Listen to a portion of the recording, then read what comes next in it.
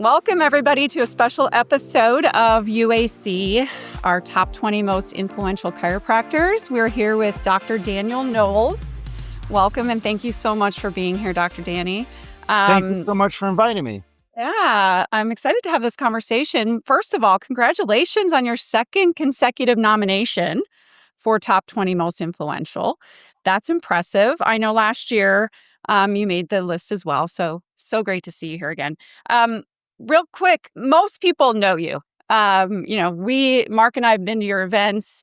You are a chiropractic coach, teacher, educator, just an amazing champion for our profession. But give us a brief intro. Tell us who you are and why you think you're here.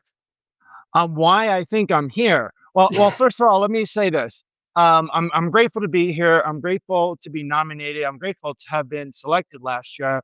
I'm looking forward to see who gets selected this year. That'll be cool to celebrate them. And I'll also say this. And I'm glad to share a little bit why I'm here, but I will say I'm a little. I have concerns about that one word, influence. You know, we see that more and more in our profession, in our world.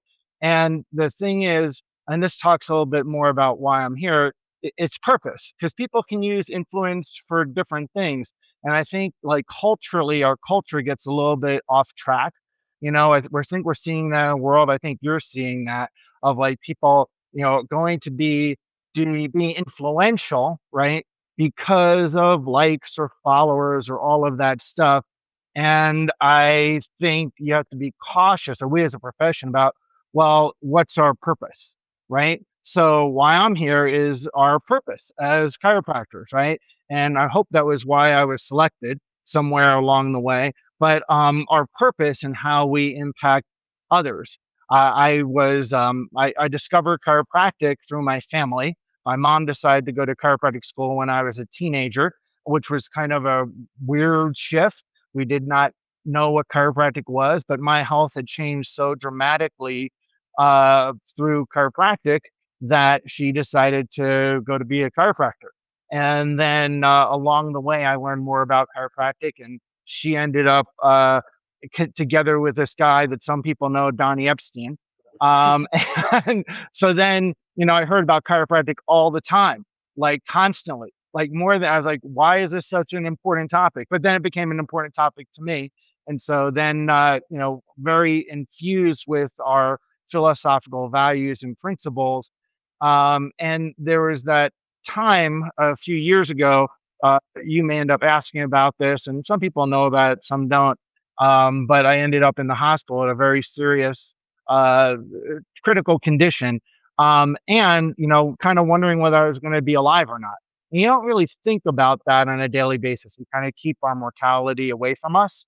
We kind of Sure. don't really realize how gentle, how fragile life is, right?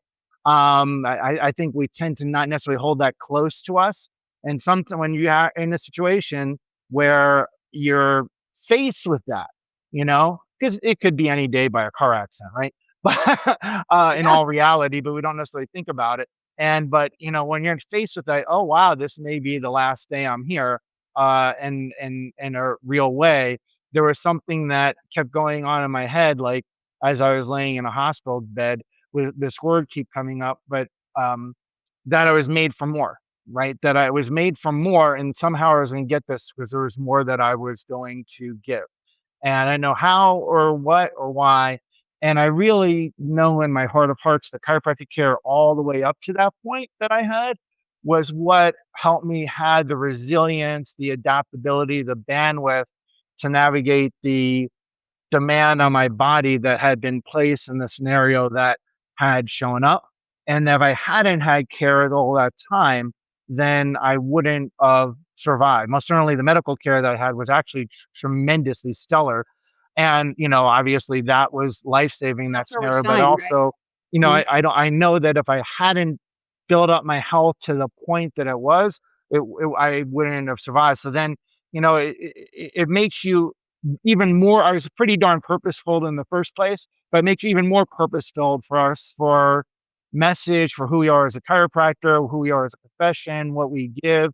And that's one of the things I love about UAC is that you are helping people give more. Mm. Yeah, thanks. That's beautiful. I mean, I really resonate with that urgency that comes out of when you have a loved one, or if it's yourself, that comes out of like a close to death, or just embracing that mortality is so close. That's a really beautiful gift that I think came out of that. Would you say that was the best gift you were given from that experience? Are there others that you'd like to share? That's an interesting choice of words, and I would agree because I was, a few months later when I was up and around and I was skiing, and I was on top of a ski lift in Colorado and just got off, was looking out the mountain, and this voice came in my head, that that and I kept thinking it, "I've been gifted. I've been gifted. I've been gifted." And, we've all been gifted to be able to do this thing called chiropractic. I think it's a tremendous gift, and, to give less than your best is to, um, waste the gift. So, I feel like I've been gifted tremendously, and it up leveled my gratitude. It up leveled, I already had a big drive, but it up leveled that drive to make impact, and have more influence, but with, what purpose that, we have.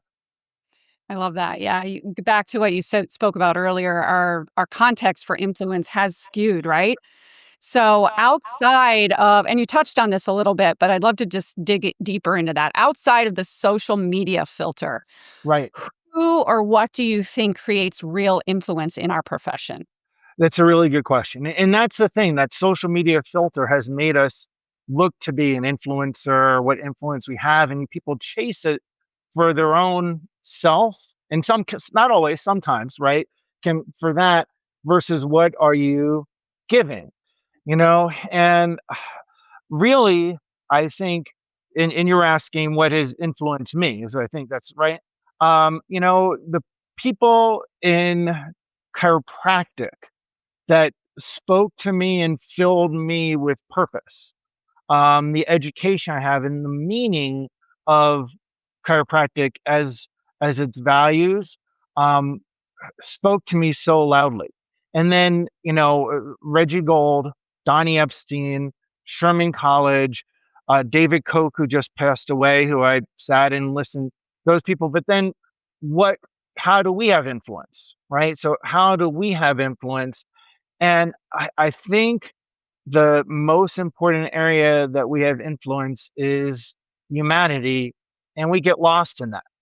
I think we get lost in that as a profession because we kind of can focus on what it is that we are getting. And Mm, that's where that pivot point can be. And there's a real significant area where people have to pay student loans. They have to pay their bills. They have to pay for their mortgage. And that can skew where we're focused of what are we getting. And we see it in all kinds of areas of the profession. And I think the real influence comes from what we give to humanity, to our practice members, possibly to helping other chiropractors. Like when I put on Mile High each year, I will tell you very openly, there's very little I get from it financially. There's almost nothing. Um, and I put like I mean, it's like my whole world of effort, but it's so because much of what it work. gives to chiropractors and what people have said to me of like, it changed my direction as a chiropractor. I Uh, went to chiropractic school because of it. My team found their purpose. Those things, that giving that is why we put it on each year. And those things, and I think that lots of people that are the backbone of our profession, no pun intended, focus on what it is that they're giving, and that, if you see behind or underneath, you can see that the person is really giving something from their heart, from their soul, from service to the mission that we, our shared mission of, as chiropractors. that's awesome. I'll just sing, that servant heart and that message that you're delivering. I will tell you, I've seen it firsthand. My team and I, And my husband Mark have been at your event a couple of times. And I was just talking with you earlier. I know we have another one. You have another one coming up in August, and we're planning on getting our team there. And Yay. I just want to tell you, like, well, full, like, authenticity and sincerity, that is exactly what you feel when you're in that room from that stage, that everyone there is there to just pour in to each other. And it's really, really beautiful. There's like just a degree of love and vibration in that room. I mean, we get that in rooms in chiropractic, but I think, and the other silent hero we have to talk about here is your wife, Rochelle, who also Please. I know is your partner in love and work and all things Mile High, especially. And she deserves this nomination. I'm sure you would A agree a as thousand well. percent. Give her a shout out and for everything she's doing. So, yeah, talk a little bit, tell us a little bit about the dates. Just talk about Mile High a little bit, I'll tell you the dates, and I want to tell you about Rochelle because you brought it up. So I'm please. going to say something about that because she doesn't get enough credit, right? And I've seen some things this woman has done that uh, and I'll share about this. So Mile High is August 20th to 23rd. RiseUpToMileHigh.com. All right, RiseUpToMileHigh.com, where you can get all the info. I usually say get the 411, but I think we're aging out of the people that know that, like 411. I don't think less and less people know that phrase. Okay. but we encourage Crack. people to be there. It's about the people that are there. There's a field that you feel when you walk in because of the energy, the love, the people that are there. And people, I used to think it was the speakers have to have great speakers, and we do have great speakers. It was great when Dr. Franson was there. And I realized after a couple of years, like people weren't there for the speakers, they were there for what they felt and the feel that they could feel when they walk into the room. And Rochelle is a huge part of that. Now, I'll tell you, Rochelle Knowles, she was there when obviously I was in the hospital. And you know, first time I had this, they found I was in the ER after taking care of people. A short story version, and I couldn't move. I was in extreme pain. We go to the hospital, the ER. I rejected going to the ER like the good chiropractor. I was like, I'm not going. Neurotypical chiropractor, right? And she made me go. And after a couple hours, she won the fight, and we went. And it turned out that I had a normality, a congenital valve abnormality that no one ever detected all these years. And when I went there, they were like, "I don't know why you're not walking. You should have died. Not died. You should have found this out when you're in your 20s. You would have the symptomatology." Wow. And they didn't like. I was like, "Well, I'm healthy. I exercise every day. I adjusted 100 and something people today." And they're like, "No, they should have known this, and you need to have surgery." And that whole story ensues. But I know as the chiropractic care I had my whole life that I was healthy and surrounded. But if she had not made me go to the hospital, I wouldn't be here. But then following that, I ended up having a stroke. Um, After the surgery, I ended up having a stroke, and um, uh, that happens sometimes after you've had heart surgery because the Yep. wiring gets a little messed up, and I had a valve replaced and my aorta replaced, and so now I had a stroke, and that she brought me to the hospital for that, and the doctors told her in the hospital in front of my kids in the hallway that I'm not going to make it, or most likely not going to make it. And they have to do another surgery. But if they did a surgery, I'm not going to be there. It's not likely to survive, or I'm going to be housebound for the rest of my life. And she uh, said to them, "Well, let's find a scenario where my husband lives."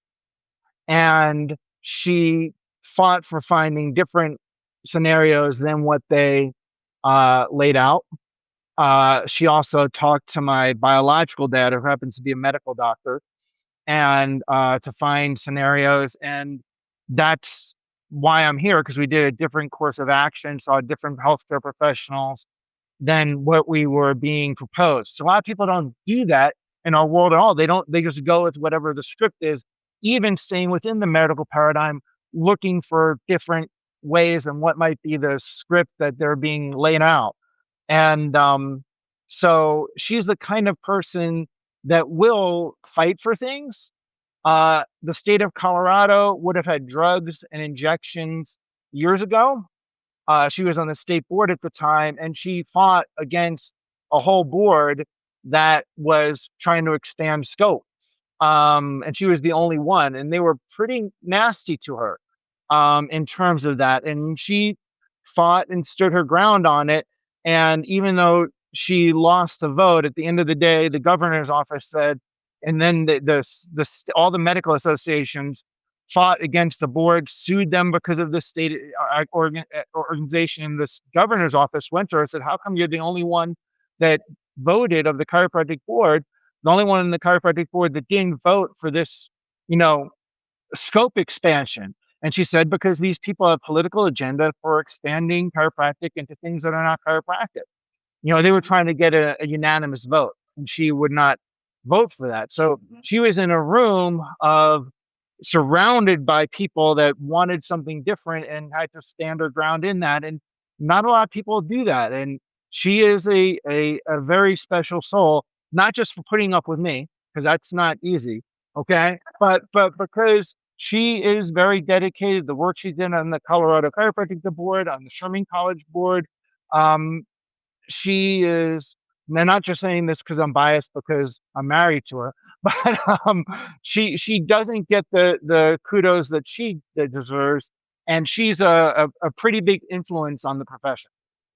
Yes, I mean, it's this concept of quiet influence. There's so Right, many docs on the front lines every day, just putting their hands on people, and then that alone, the ripple effect. But right. and she's a perfect example of that humility. You talk about the servant heart, but I love that humility, and you don't have to meet her very long to just know that's who she is, and that's why I just love that story. Thank you so much for sharing that.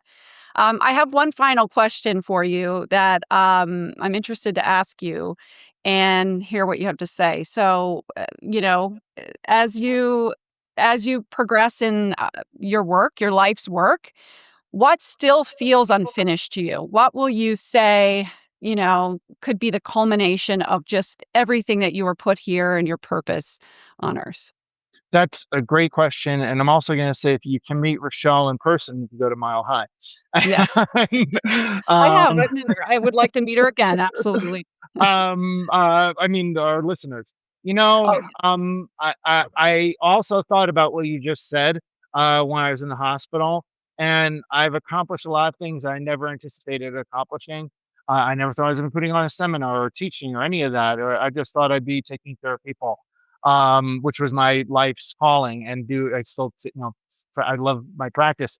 Gonna be there in a little bit. The thing that come up in my mind is I've got to write more.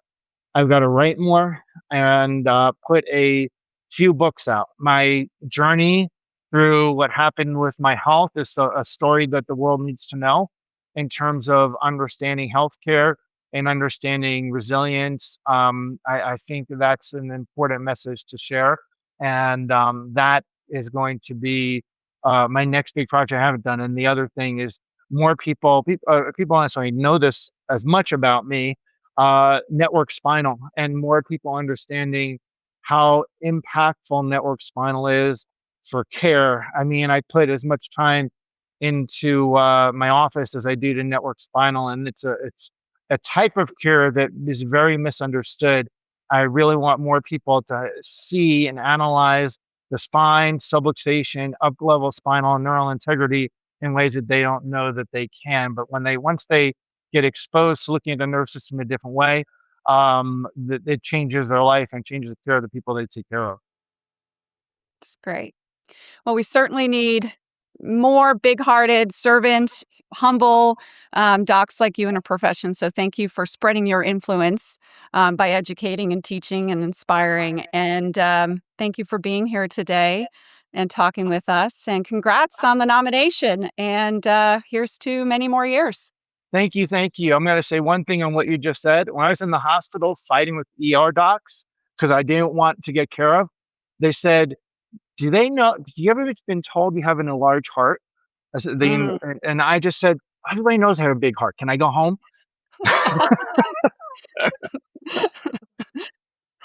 Proof. Physical proof. I love it. Thanks so much, Danny. We'll see you in August. See you there.